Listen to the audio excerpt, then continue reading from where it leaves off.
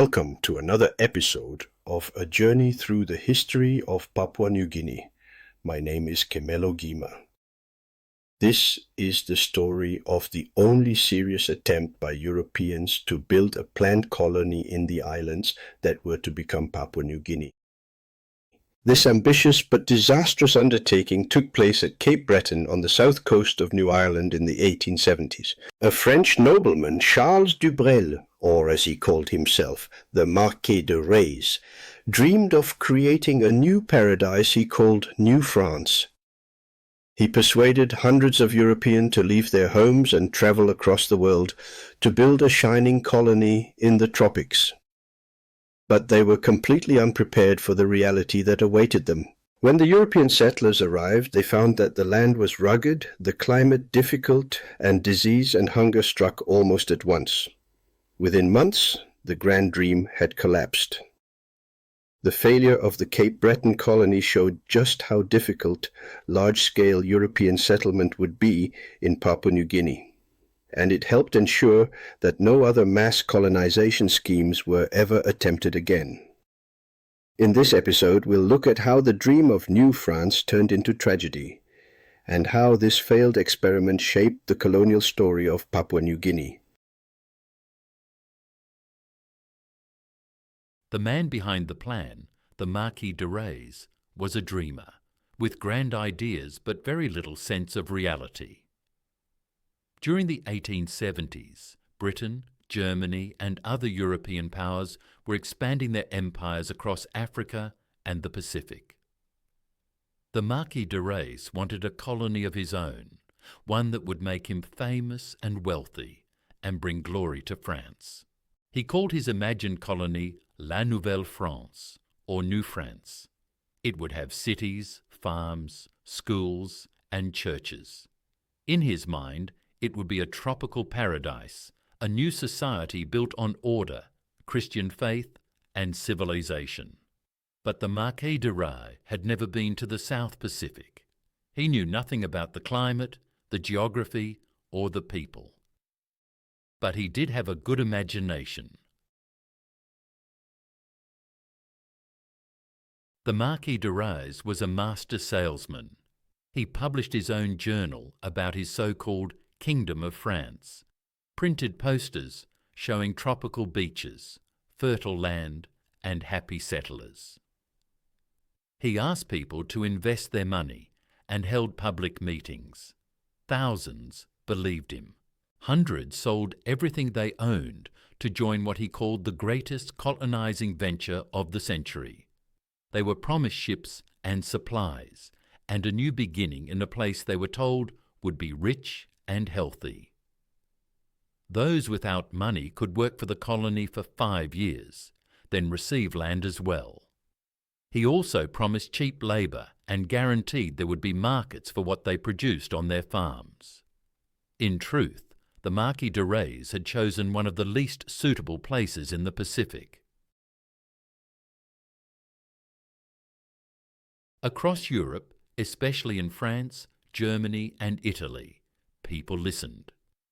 The late 1870s were hard years. Wars and poverty pushed many to seek escape. Recruiters working for the Marquis de Rays toured villages, telling people that Port Breton was the gateway to a new life.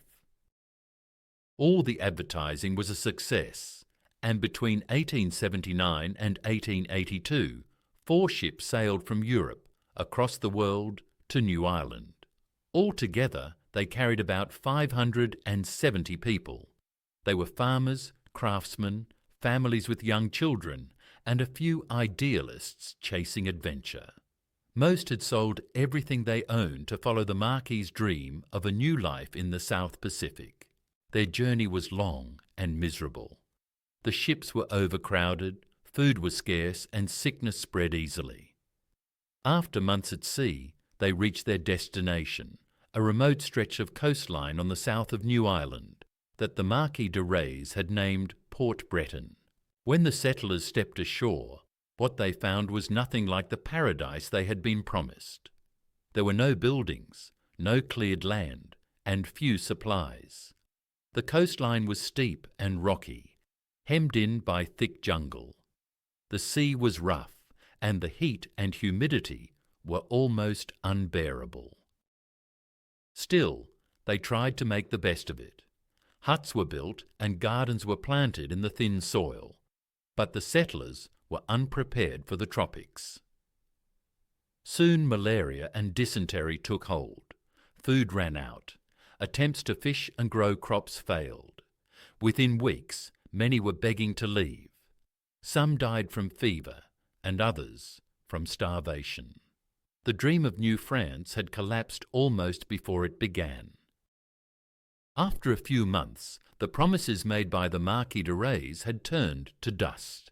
Methodist missionary George Brown visited the settlement and took photographs, recording their sad plight. From February 1881, the Europeans began abandoning the settlement, even before the last boatloads of settlers had arrived.